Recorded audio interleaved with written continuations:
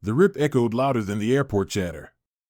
1 second, Imani stood tall in a sapphire blue silk gown, then in front of dozens of silent strangers, it was torn from armpit to hip by the very hands meant to ensure her safety. She didn't scream, didn't fight, she just stood there, exposed, humiliated, and realizing that in that moment, her dignity had been treated like a joke. You ever have one of those days where everything clicks into place, until one cruel moment sends it crashing sideways? That was Imani Prescott's Thursday. The kind of day that looked effortless from the outside. Las Vegas had one of its crisp, blue sky mornings that slipped into a sun-glazed afternoon, not scorching, not chilly, just dry and golden. Imani stood outside Terminal D at McCarran International Airport, the curve of her silhouette reflected faintly in the chrome of the automatic doors. Her car had pulled off a minute ago, leaving her alone with her thoughts, her carry-on, and a boarding pass tucked neatly into a clutch that matched the curve of her palm. She adjusted the collar of her cream trench coat, a light wind brushing against the hem of the sapphire blue silk gown beneath. It shimmered when she moved, custom-made and hand-stitched by a Ghanaian designer she'd flown in for the occasion. A labor of love, a statement piece. She hadn't even planned to wear the coat. It had been too beautiful a day to cover something that had taken 36 hours to sew, but now, she was grateful she had it. Inside, she moved through the terminal with quiet command. No entourage, no flash, but something in the way she held herself made heads turn. Imani Prescott wasn't just another woman catching a flight. She was 41, poised, and quietly powerful. Founder of the Diaspora Arts Collective, a cultural curator whose events had drawn heads of state and Grammy winners alike.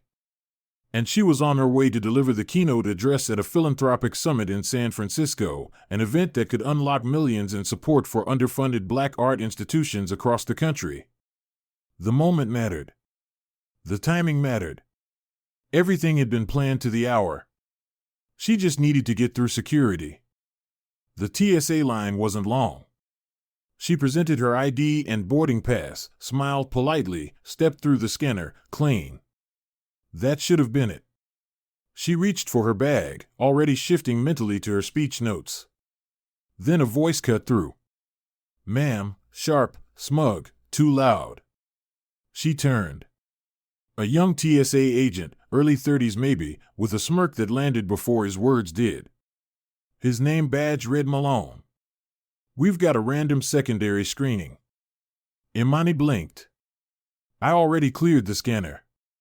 "Still random," he shrugged, motioning to a space off to the side. She glanced at the older female supervisor near the monitors. No reaction. The other lines moved freely. She'd felt this before. You could carry grace, credentials, and designer silk, but none of it shielded you from the coded tone of random. She said nothing. That wasn't her style. She nodded and followed him to the mat near the wall. "Arms out," he ordered. She complied. He began the pat down. Hands pressing too firm, moving slow, exaggerated, one palm dragging along the delicate seam of her torso. "Is this real silk?" he muttered, fingers pausing where they shouldn't. "It's custom," she said evenly. "Please don't pull." "Just checking for wires," he said with a smirk. Then came the sound. A rip. Loud. Irrevocable. Gasps followed from the line behind her. Imani didn't move at first. Her entire left side, from armpit to hip, exposed. One hand instinctively clutched the torn fabric. The other remained half-raised, frozen in compliance. Around her, people stared. Someone whispered. But no one stepped forward. Malone glanced down at the damage. For a flicker, he looked unsure, then shrugged. "My bad," he said casually. "You can cover up and come back through." Her jaw locked. Her fingers trembled, but she didn't say a word. She turned and walked. Not fast. Not dramatic. Just steady. She found an empty bench beyond the checkpoint, tucked behind a pillar. Her coat came off, only so she could pin the torn gown beneath it. She sat, knees drawn close, her phone in her lap like a stone. She hadn't cried. Not yet. But her throat burned. The humiliation hadn't stopped at the tear, it was the way no one had blinked. The silence. The casualness of it all. Her hands finally moved, tapping out a number. It rang twice. "Hey, love," said Elias on the other end. "You boarding soon?" Her voice didn't come. "Imani? I need you to listen," she finally whispered. "And not get mad." He was quiet. Then she told him. Everything. The moment she got pulled aside. The way his hands moved. The tear. The stairs. The nothingness. Elias didn't interrupt. Not once. He listened like he always did, calm, solid, absorbing every word until she broke. Then he asked just one thing, what was his name? "Malone," she said. "Derek Malone." There was a long pause. "You remember that investment portfolio I walked you through last spring? The infrastructure project?" She wiped her cheek. "Yeah. McCarran is one of ours." Imani blinked. "Wait, what?" "We hold controlling interest in the terminal management firm. I didn't bring it up because it wasn't relevant. But now it is." She didn't speak. Part of her felt a wave of relief. Part of her felt angry she even needed that kind of protection. "You okay?" Elias asked softly. "I will be." "Good," he said, voice clipped now. "Sit tight. Don't go anywhere." "I'm not causing a scene, Elias." "You don't have to," he replied. "But I'm not letting this slide."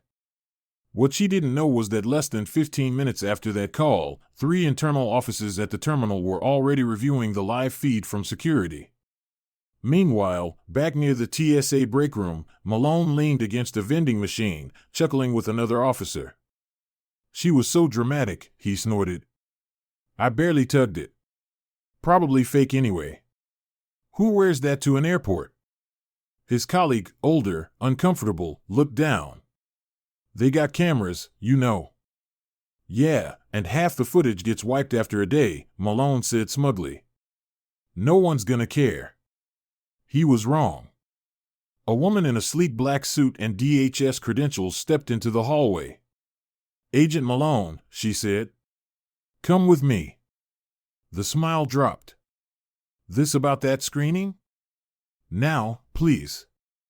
She led him to a conference room where the regional TSA supervisor and a legal advisor were already waiting. A screen showed paused footage, the moment his hand gripped the gown, the second the silk tore. No audio needed. The image said it all. "This is a formal misconduct review," the supervisor said. "You are on immediate leave pending investigation. You are not to engage with passengers or personnel until further notice." Malone tried to speak, but nothing came out. Back in the terminal, Imani remained seated in the same spot, coat wrapped around her like armor. She hadn't moved. Her flight had already passed. But that didn't matter. This wasn't about getting to San Francisco anymore. It was about what had been stripped from her, inches of fabric, yes, but also dignity, agency, peace.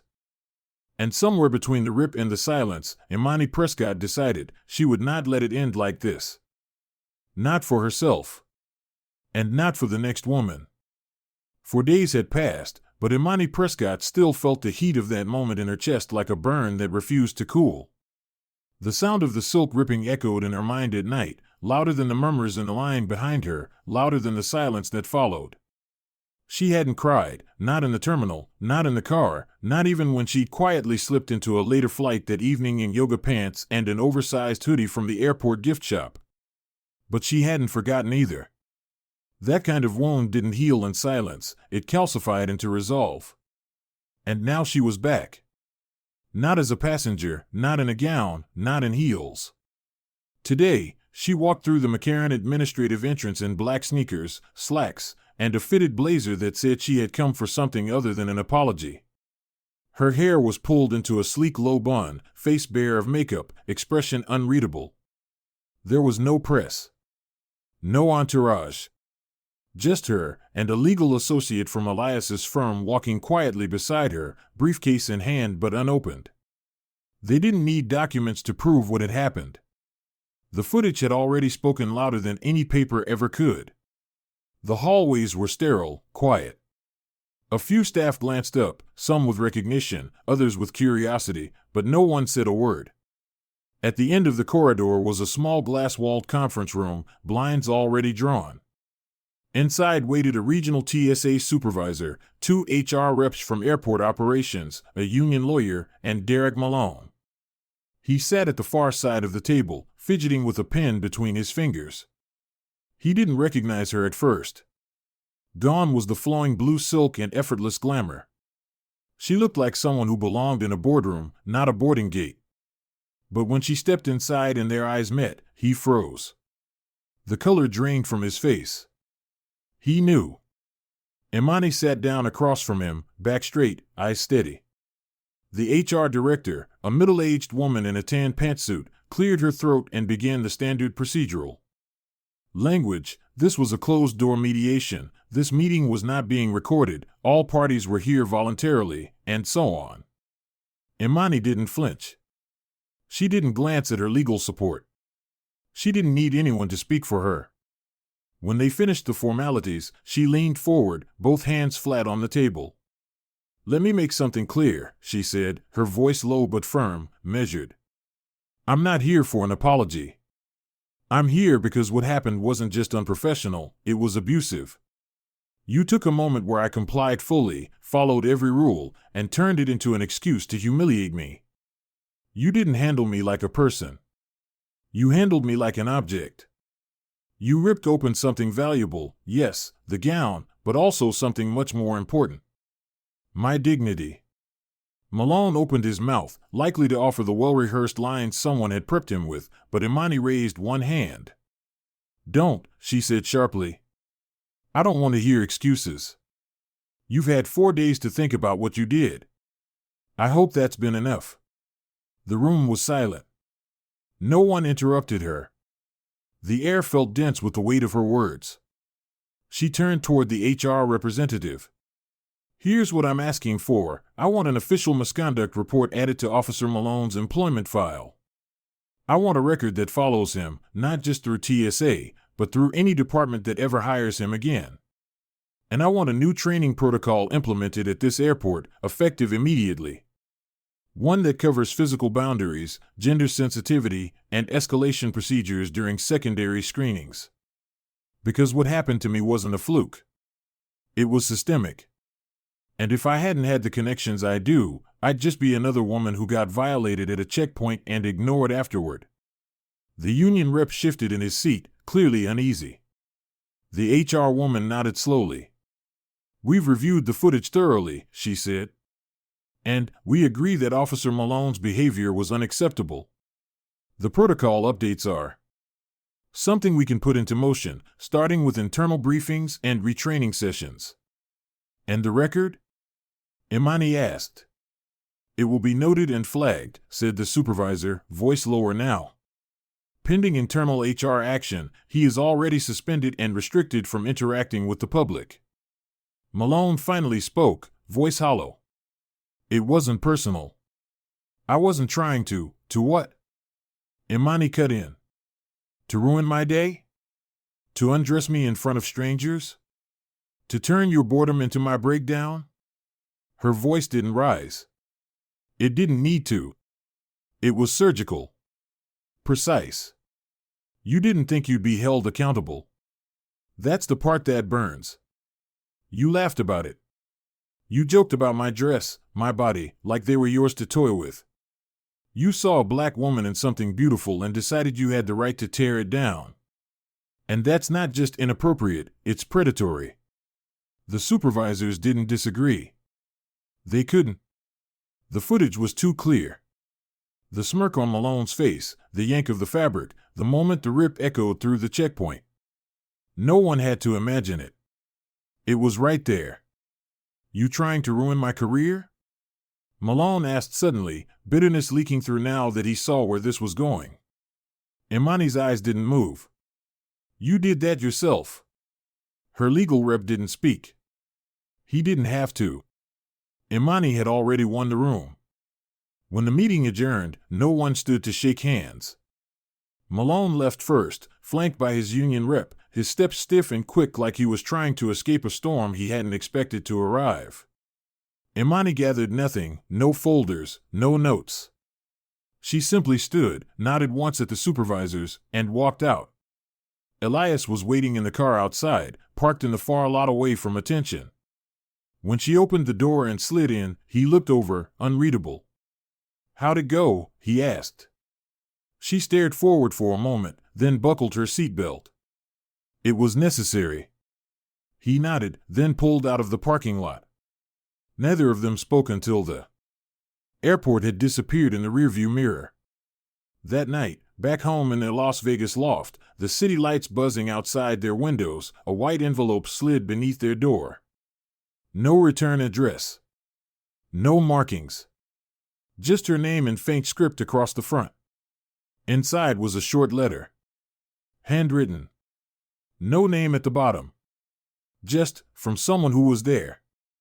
The message read, "I watched what he did. I didn't say anything. I should have. I'm sorry. It wasn't right." Imani folded the letter and tucked it into her desk drawer, next to a small notebook she kept for gallery ideas and keynote outlines. She didn't need to display it. She just needed to remember it existed. That someone saw. That someone regretted staying quiet. And maybe next time, they wouldn't. But she also knew something else now. This was bigger than a dress, bigger than one checkpoint.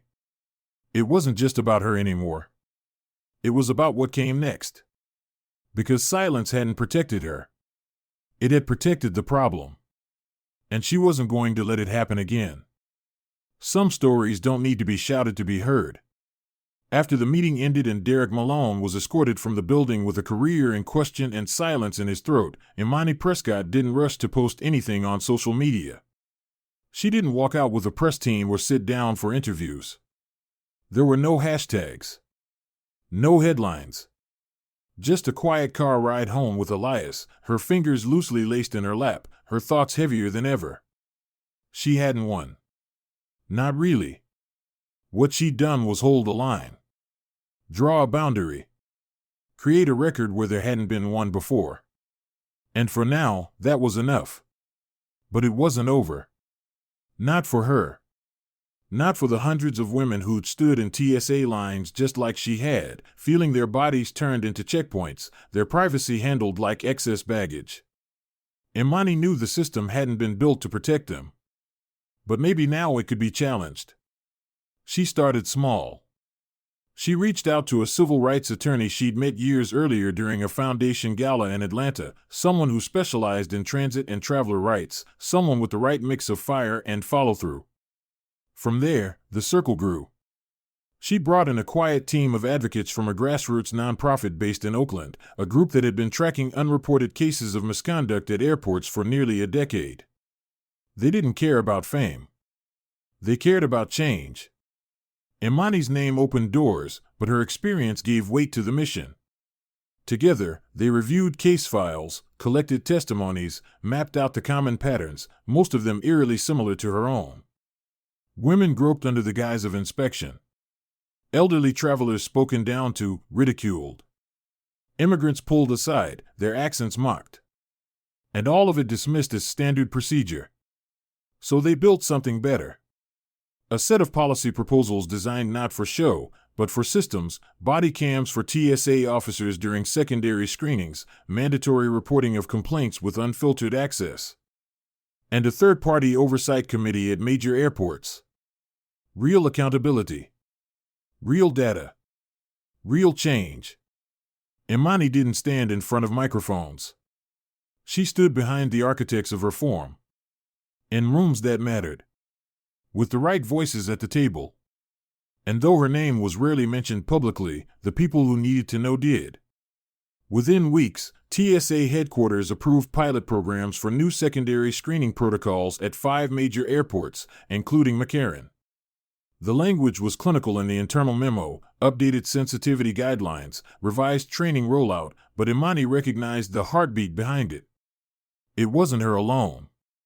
It was all the voices that had remained quiet too long now speaking in unison through policy. A few days after the internal memo went out, she flew to Oakland for a gallery she'd been curating before all of this began. It felt like another life: installations, lighting angles, last-minute label edits. But in some ways, it grounded her again. Reminded her that her work hadn't changed. It had simply deepened. During the reception, while guests sipped wine and wandered through displays, a young woman approached her near the corner exhibit. She couldn't have been more than 22, with wide eyes and a vendor lanyard clutched nervously in both hands. "Excuse me," she said, voice soft, "are you Imani Prescott?" Imani turned, gave a polite smile. "Depends who's asking." The woman smiled shyly. "Sorry, I'm Anaya. I'm interning with the logistics team tonight. I just wanted to say, thank you." Imani blinked. "Thank you?" "My aunt," Anaya said quickly. She was there. At the airport. That day. She saw what happened. She said the way you carried yourself, the way you stood up for yourself even after, she said it gave her hope. Imani felt something shift inside. Not pride. Something deeper. Heavier. "She talks about you like you saved her dignity," Anaya added, then bit her lip. She said she hadn't felt seen like that in years. Imani didn't respond right away. There was no perfect thing to say in moments like that. So she placed a gentle hand on the young woman's arm and simply said, "Tell her I see her too. And tell her to never shrink again." That moment stayed with her. Not because it was dramatic, but because it was honest. Real. The kind of impact that doesn't trend but endures. Back home, the gown still hung in her closet. Not on a hanger. Not displayed. Folded carefully in a garment bag, tucked into the far back like something too precious to throw out but too painful to keep visible. She hadn't replaced it. She hadn't tried. It wasn't just a dress anymore. It was a turning point. A wound and a weapon. A memory and a mission. Sometimes late at night, when the house was still and Elias had drifted off beside her, she'd reach for the anonymous letter tucked in her drawer. She'd read the words again, not because they gave her closure, but because they reminded her of the ripple. The person who said nothing then but chose to speak later. And she'd wonder how many others had seen but stayed silent. How many women had walked away like she almost had, head down, coat pulled tight, story untold. She thought about what would have happened if Elias hadn't picked up that day. If he hadn't had the power or the pull. If the cameras had failed. If the people in that meeting had decided to protect the badge over the truth. And she realized the most sobering part: most women wouldn't have had what she did. Most wouldn't be believed. That's why she kept going. Why she poured her energy into policies instead of platforms. Because the goal wasn't a headline, it was a blueprint. So that next time, someone else wouldn't need to make a phone call to be heard. They'd just be respected by default. One evening, while drafting a funding proposal for a new arts and justice initiative, Imani looked out the window of her home office at the darkened skyline. Her reflection stared back at her in the glass. Not broken. Not bitter. Just clear. Grounded. Certain. This wasn't a chapter she'd asked for. But it was one she intended to finish on her terms. Because some battles aren't fought with noise, they're won with conviction. And some victories don't show up on camera, they show up in policies, and quiet acknowledgments, and changed procedures and young interns who whisper thank you over exhibit light. Her story, once a single moment of humiliation, had become something more. A force. A reminder. That dignity is not optional. And silence never protects the victim, it protects the problem. Imani Prescott had chosen to speak. And because she did, others would too. Some stories are born out of celebration. Others are carved from injustice. Imani Prescott's journey wasn't one she asked for, but it became one she answered with grace, purpose, and quiet power. And from her experience, there's a lesson every one of us can carry forward. What happened to Imani wasn't just about a torn dress or an airport checkpoint gone wrong. It was about something much deeper, how easily dignity can be stripped away when power is abused and when silence fills the room instead of courage. In that moment, Imani wasn't just a respected curator or keynote speaker, she was a human being, made to feel invisible. And that's the wound that cut the deepest. But here's the truth, what's done to you doesn't get the final word. How you respond, that's where your power lives. Imani could have walked away quietly. She could have let shame swallow her story like so many others before her. But she didn't. She came back. She looked the problem in the eye and demanded accountability, not just for herself but for every woman who wouldn't have had the leverage, the connections, or the voice to speak up. And that's the heart of this story, use your voice when it shakes. And when you see someone else being silenced, stand with them. We live in a world where respect is often conditional, where apologies are optional, and where accountability feels rare. But if there's one thing Imani's story teaches us, it's this: dignity is not a privilege. It's a right. And it must be defended not just by those who suffer, but by those who witness. To every listener tuning in to U.S. Justice Story, thank you. Thank you for making space in your day to hear stories that matter, stories that don't just entertain, but awaken.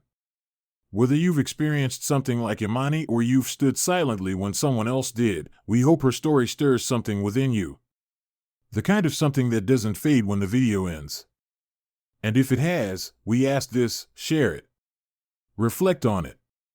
And speak when it counts. Because as long as injustice hides behind protocol and cruelty is mistaken for authority, we need voices like yours to push back. Until next time, stay brave. Stay kind. And always stand for what's right, even when it's hard.